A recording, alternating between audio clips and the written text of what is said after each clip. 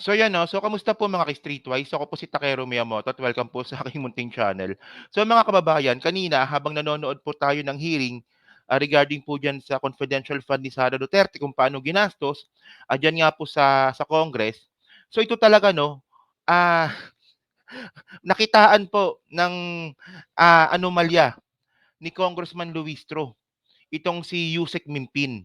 So una sa lahat mga kababayan 'no, itong si Yusek Mimpin, siya po ay taga Davao. Na siya rin po, I think nasa DepEd din po siya nun. So, ito lang para makuha natin yung konteksto bago natin panoorin yung video. Meron po kasing discrepancies sa confidential fund ni Sara Duterte na 75 million. At yung 15 million po doon sa 75 million na discrepancies, ang sabi ni Sara Duterte ay ginamit daw po ito para sa youth seminar. So, ibig sabihin nun, gumastos po ang DepEd sa youth seminar at gumastos sila ng 15 million, 15.5 something ata yun, eh. So ngayon base po dito sa mga pagtatanong nga po ni Congressman Luistro, napag-alaman na itong si Yusek Mimpin pala ay na-hire pala ni Sara Duterte at ang isa sa mga trabaho niya ay siya po yung nagbibigay po ng certification para patunayan na totoong nagkaroon po at gumastos ang DepEd diyan po sa youth ano, diyan po sa youth, what they call this, diyan po sa youth seminar.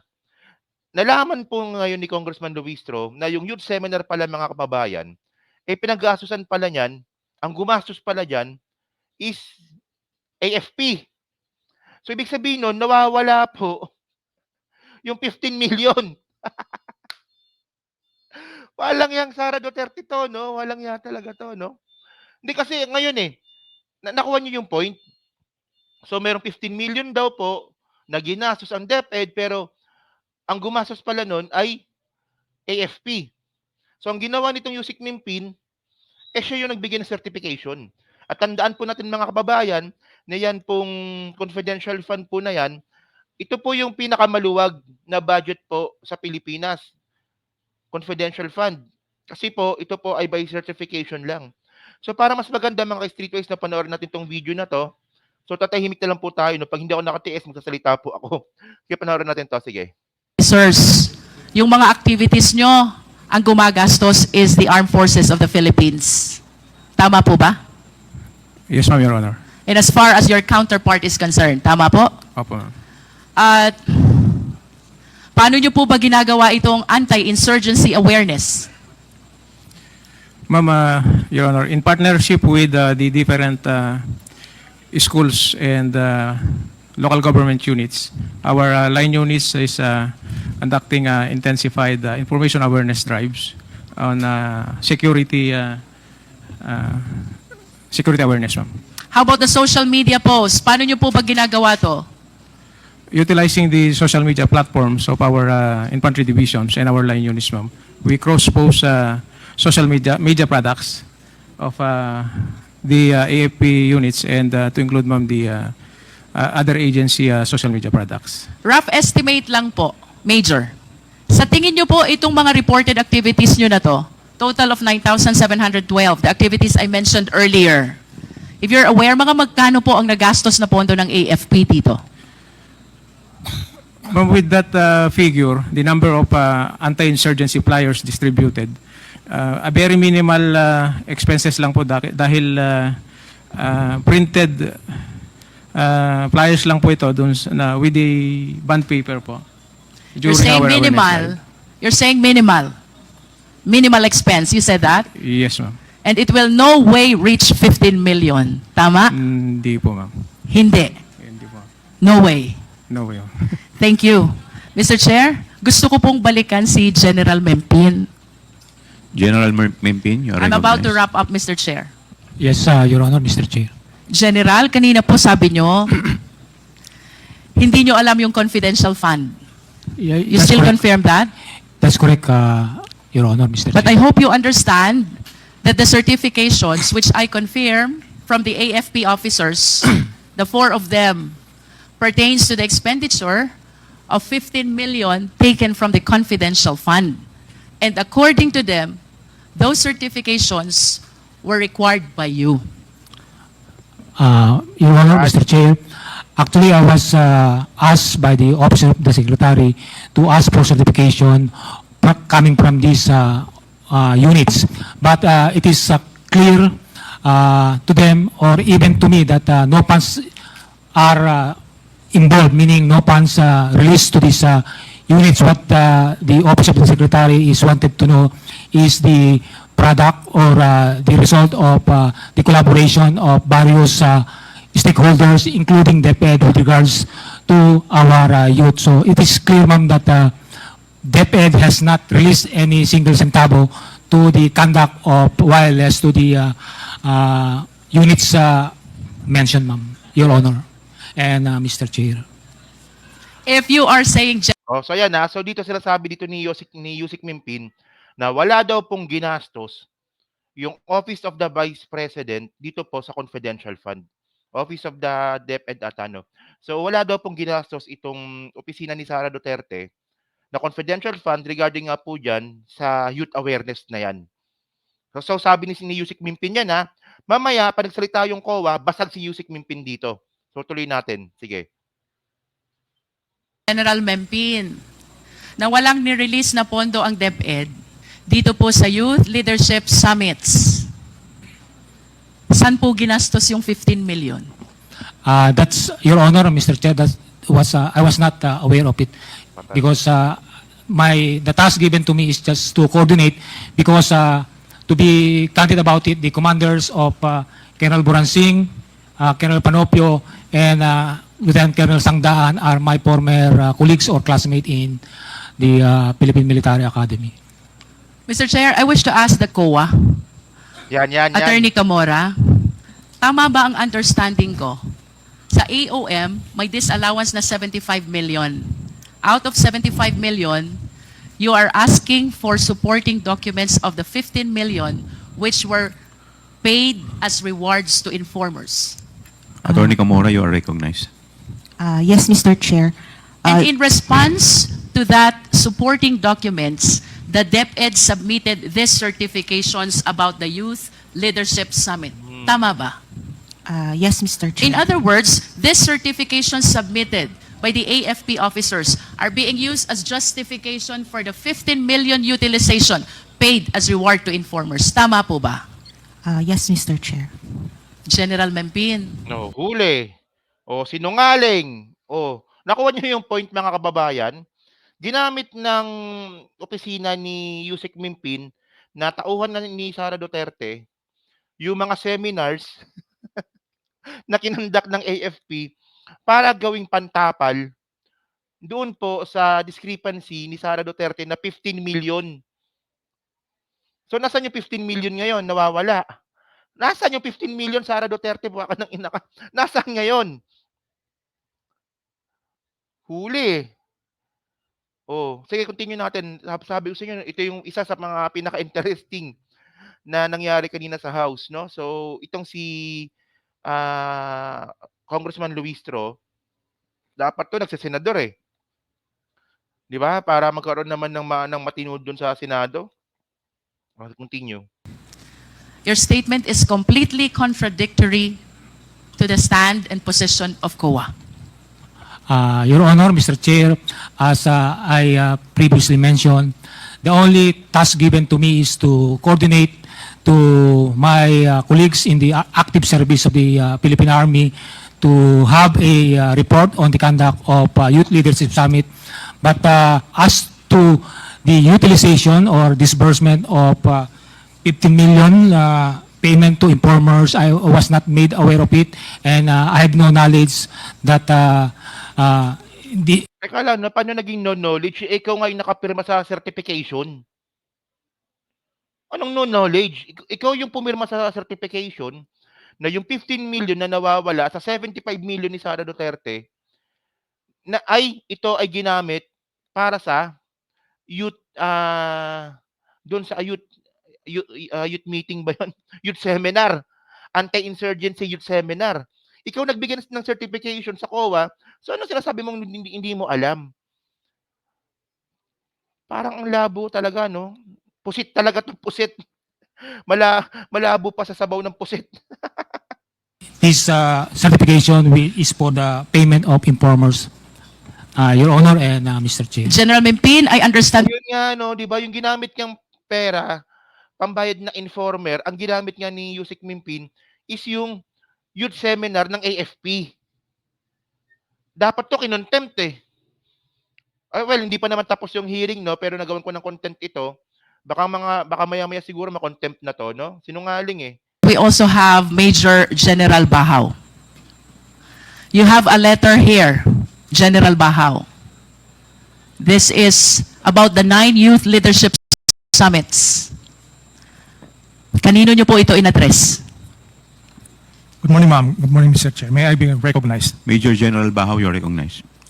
Thank you, Mr. Chair. Ma'am, I addressed the letter to Yusek Nolasco Mempin po, updating him of the YLS conducted in my division then.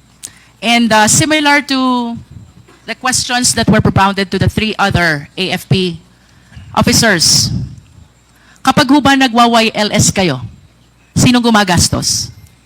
Ma'am, sari-sariling agency po na nagpa-participate dito ang gumagastos. Sa amin po, more on facilitation and security, kami po ang gumagastos sa sarili naming mga tropa.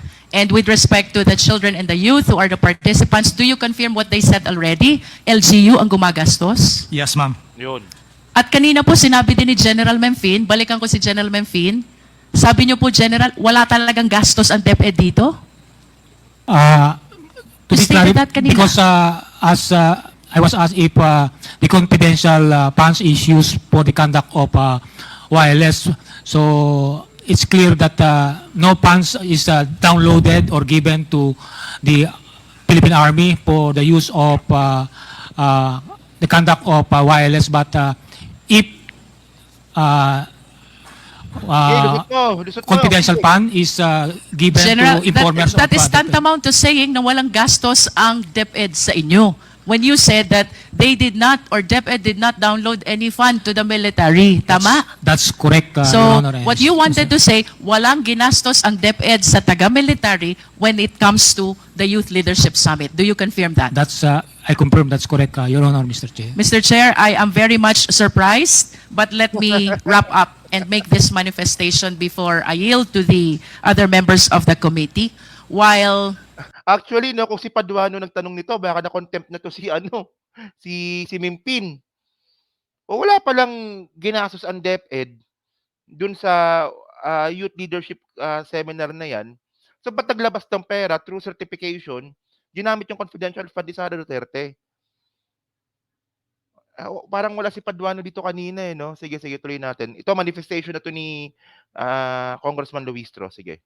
While we believe that these certifications were submitted to justify the 15 million that were allegedly paid as reward to informers, now all the officers from the AFP, that includes General Mempin, the USEC for Administration, are stating that the DepEd did not utilize any of its confidential fund in support of the Youth Leadership Summit. These statements, Mr. Chair, are completely contradictory to what DepEd has made the COA believe in the submission of all these certifications. May panloloko. Mr. Chair, to proceed, let us all be reminded, ito pong confidential fund na ito, pera ng taong bayan. We all of us are accountable to the Filipino citizens. Public office is a public trust. We should be accountable to the people at all times. And I do not understand why these people who are supposed to explain the 15 million is totally unaware of the same because they are saying that they never use the DepEd fund and what they use is the fund of the AFP. Puta, no? Grabe. While we understand, Mr. Chair, that confidential fund by its nature is not encouraged to be scrutinized, there is nothing under the law that prohibits the same as well. There are important observations, Mr. Chair. Number 1, among all civilian agencies, DepEd is one of the very few with confidential fund. 2, DepEd had this confidential fund only in 2023 and never in prior time. 3, I hope we can show also Okay, ano pala, no? Sorry, no? Confidential fund pala ito ng DepEd. So, yung 500 million pala ito. So, sa 500 million po pala na confidential fund ng DepEd, mayroon pong 75 million do'n yung merong discrepancies. At yung 15 million po do'n, ito na nga po yung binisto na nga ni Congressman Luistro. Yan, para clear tayo. Sige. That while the DND, which has a mandate to address the national security, has 37 million confidential fund only, Mhm. the Department of National Defense has 37 million. The DepEd, which mandate does not include national security, has 150 million confidential fund. Okay, 150 lang pala, sorry. Mr. Chair, to continue, while the police, the AFP officers already denied this YLS, having been supported by DepEd, 15.54 million po ang amount that the DepEd is trying to justify in making use of the certifications that were submitted. 15 million po ang gustong itago ni Sara Duterte by using the certification of Yusek Mimpin. Grabe. By the AFP. Number 5, Mr. Chair, prior to 2016, pag ang pinag-usapan po natin ay Youth Leadership Summit, it is the AFP who leads Correct. and they just coordinate with DepEd. But on the report that was given by Dito COA, baliktad. Dito baliktad. it seems to appear that the one leading the Youth Leadership Summit is the DepEd in coordination with AFP. Baliktad. Baligtad po ito. Okay. Number 6, Mr. Chair, I do not want to preempt any conclusion. However, Mr. Chair, General Mempin spent 2017 to 2023 of his AFP career in Davao City and Davao region. During this time, the former president is the president and our vice president is the mayor. During those time, Mr. Chair, Davao City, while it is authorized to have and to utilize confidential fund, I believe has one of the highest confidential fund among the LGUs in the entire country. Correct. I hope the Secretariat can produce the data. I wish to ask Mr. Chair, ito bang lahat ng ito ay coincidences? Given this observation, let us all be reminded that the leeway that is being given to confidential fund is to be able to address a very important concern, and that is national security of the country. No more, no less. The procurement and the liquidation were made liberal in recognition of the significance of the purpose of the confidential fund. However, Mr. Chair, if there are glaring indications of irregularity already, as those that we have mentioned, plus the admission of the AFP, is it not that COA should address its mandate of making sure that all receipts and all expenditures are duly accounted for the Filipino people? Question number 1, since when has irregularity in confidential fund been happening? 2, what has COA done so far with respect to its accounting rules in order to address the irregularity? And 3, will COA simply brush aside these irregularities, especially with the admission of the AFP that they were the one who spent for the 15 million Youth Leadership Summit and not the Department of Education? Let us remember, regardless of which office in the government we belong, public trust always carries accountability. To tone down the mood of our investigation at para mas maintindihan po ako ng mga tao. So, putulin na natin dito, no? So, ngayon mga kababayan, no, to be fair naman with COA kasi. So, bakit kasi certification lang ang tinatanggap ng COA kapag dating po sa sa intelligence fund tsaka confidential fund? So, mukhang ayun lang po kasi talaga nakalagay sa Joint Circular 2015-01. So, sumusunod lang din kasi yung COA dito eh. Well, syempre, para makita ng COA na may pagkakamali talaga dito, kailangan ng extra effort dito ng COA.